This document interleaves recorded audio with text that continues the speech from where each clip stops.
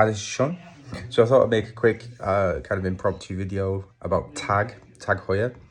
I've just been thinking about maybe making videos about brands and my thoughts on them and particular models from those brands. So Tag, obviously, originally they started out as Heuer, and they had, a long history before they became Tag Heuer. Primarily associated with mechanical chronographs like the Monaco and the Carrera.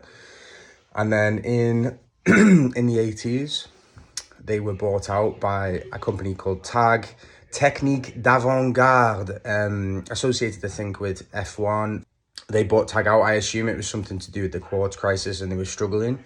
But after that, they became kind of a different company and made quartz watches. And on the Tag website, it says they wanted to design watches for the 21st century, whatever that means. I mean, that's marketing speak, isn't it?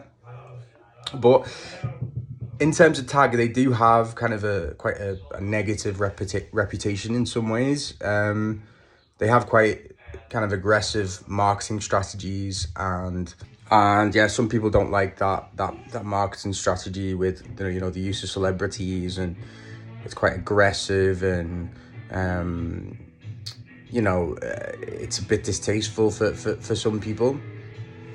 Some people also don't like the fact that Tag use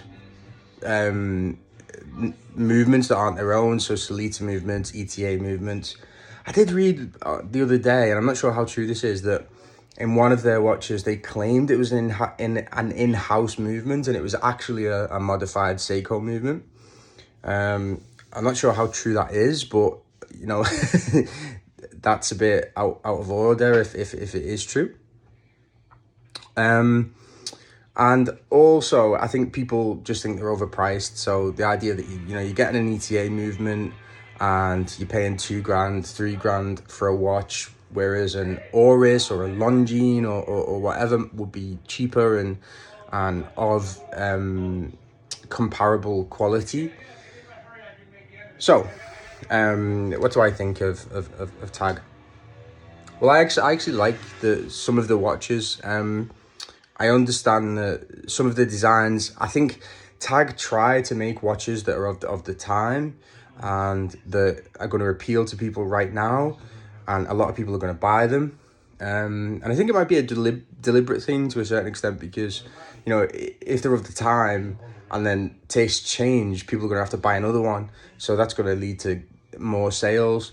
But in terms of in the 80s and 90s, which to a certain extent was when Tag was really popular. I know when I was growing up, Tag was kind of like the byword for a luxury watch, because nobody could afford Rolexes, is where I'm from. But, things like the F1, it's a very dated design. The particular F1, I'll put a picture up on the screen. So that's one of the drawbacks with Tag. But having said that, I think a lot of the designs are really good.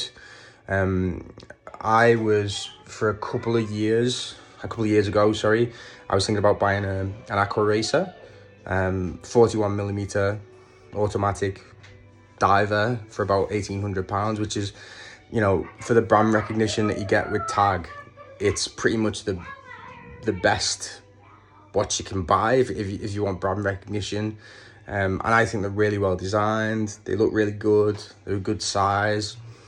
What I would say was, in terms of the quality, when you get it in your hand, I've owned an Omega Seamaster, and they're nowhere near the quality of the Omega. But having said that, you wouldn't expect them to be. They're about half the price, maybe even less than half the price now. The design is quite thoughtful. I remember the guys, saying the dial is inspired by the sails of ships or something like that, and like little thoughtful design cues like that. The white dial Aqua Racer is a lovely watch. So yeah, in terms of my view on Tag, I think it's a decent brand. It's a good brand for a kind of first luxury watch. I wouldn't be bothered about the naysayers and the people who say, you don't get the quality of other watches. That they are not of the the standard of the Omegas and the Rolex, but you wouldn't expect them to be. The idea of a watch being you know, an ETA movement or a Solita movement, I think you can look on that as a positive, actually, in some cases, because they're cheaper to service.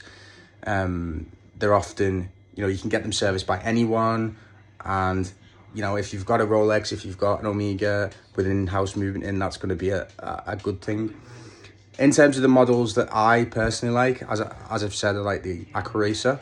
I actually think the newer version of the Aqua Racer is not as nice as the older one.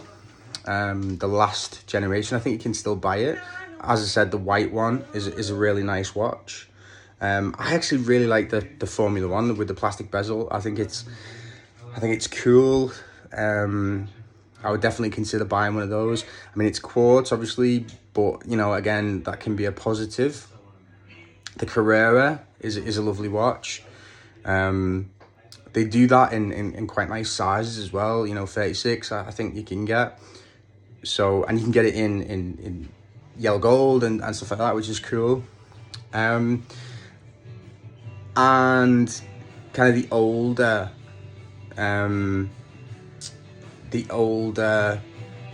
Heuers and the vintage stuff, you can get that in terms of quite good value for a vintage watch of the standard that it is, which is cool.